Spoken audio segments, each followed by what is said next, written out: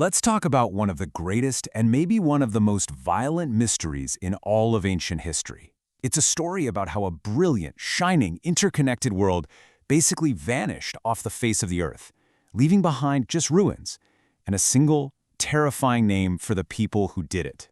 I want you to just imagine for a second, what if today, in just one generation, everything we rely on, global trade, our governments, our technology, just stopped? That's pretty much what happened at the end of the Bronze Age. The great empires, the Egyptians, the Hittites, the Mycenaean Greeks, they didn't just fall into decline, they were completely wiped off the map. But before we get to the how, we really need to understand what was lost. I mean, this was not some primitive time. This was a golden age of international cooperation and wealth, a truly globalized world. What's so wild is just how sophisticated this whole system was. We found thousands of letters from the period, called the Amarna letters, where these powerful kings all call each other brother.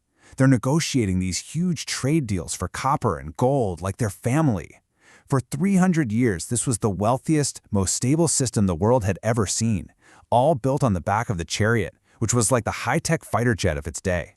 And then, seemingly out of nowhere, it all came crashing down.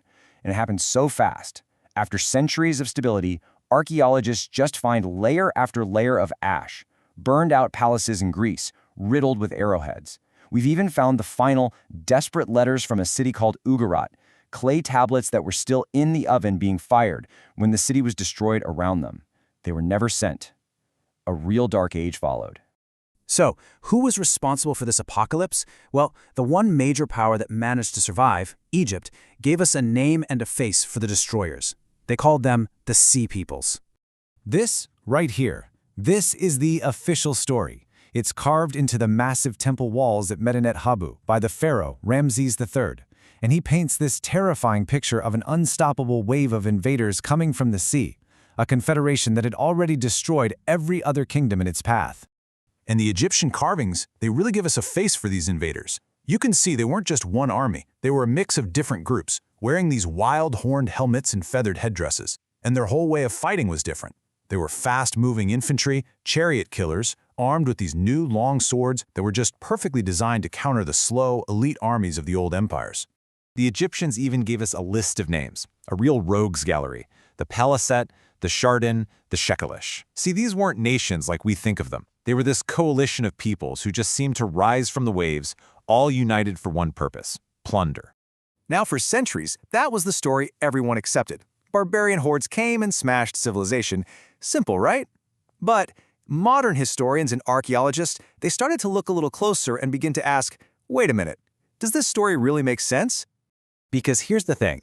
Could a random collection of raiders, no matter how tough they were, really be responsible for the collapse of every single major power across thousands of miles, all around the same time?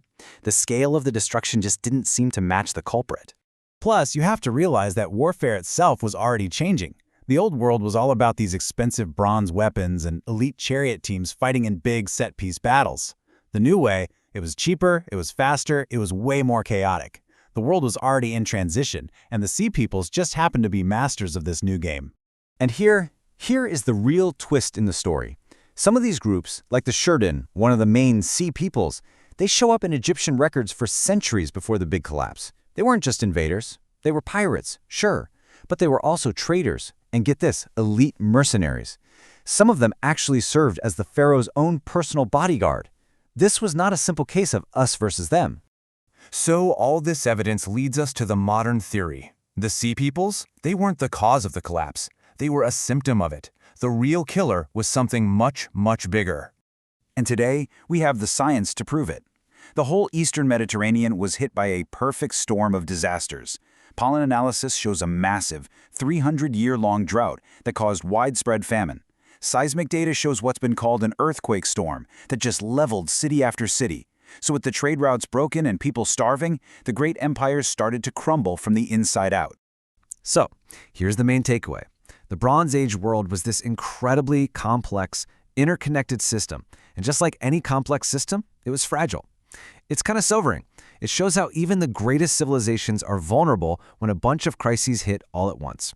The Sea Peoples weren't just raiders looking for loot, they were also desperate migrants and refugees, people created by a world that was already falling apart around them.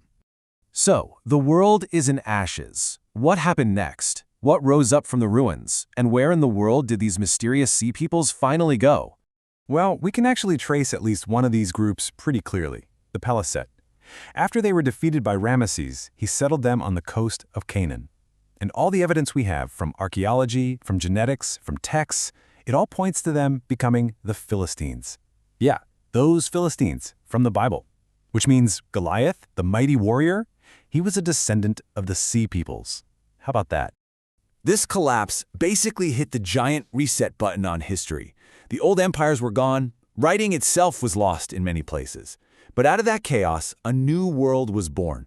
Iron, a metal that anyone could find and use, replaced the exclusive bronze. And small, scrappy new kingdoms would eventually rise from the ashes, and they would lay the foundation for the classical world of Greece and Rome that we all know today. And that really leaves us with a final, kind of chilling question. The story of the late Bronze Age collapse is a warning from history. It's a case study in how even the most sophisticated, wealthy, and stable globalized system can be brought to its knees by a whole bunch of crises converging at once. Kind of makes you wonder, doesn't it?